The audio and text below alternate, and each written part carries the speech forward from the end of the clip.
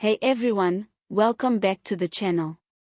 If you're new here, don't forget to hit that subscribe button, turn on the notification bell, and drop a like if you find this content eye-opening, because today's story is explosive. We're diving into what might be one of the biggest diplomatic storms brewing between South Africa and the United States. The headline: US sanctions incoming. South Africa on the brink. Tensions are rising fast, and the international stage is watching closely. It all began with a chain of policy moves and political decisions from South Africa that Washington is now openly criticizing. At the center of the issue are South Africa's long-standing Black Economic Empowerment (BEE) laws and its highly publicized legal case against Israel at the International Court of Justice.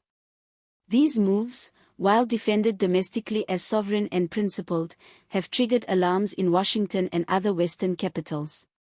The Biden administration, already under pressure to act tough on foreign policy, is reportedly considering economic responses, sanctions not excluded.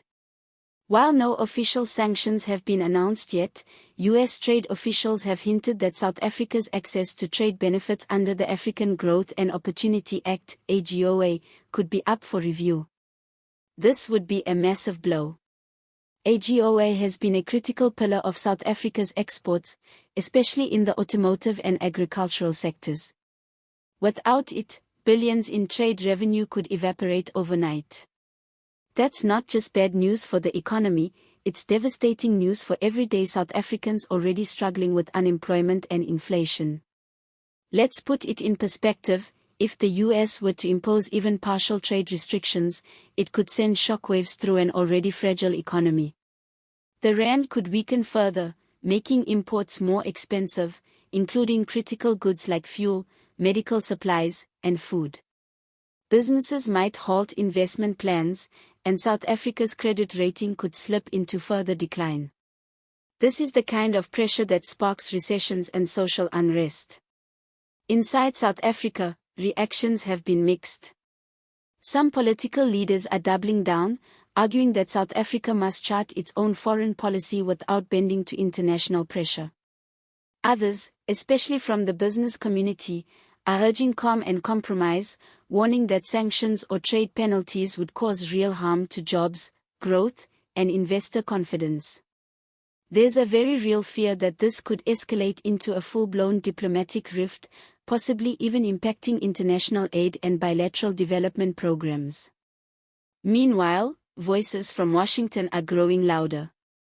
Several U.S. senators have issued statements condemning South Africa's actions and urging President Biden to reconsider economic cooperation.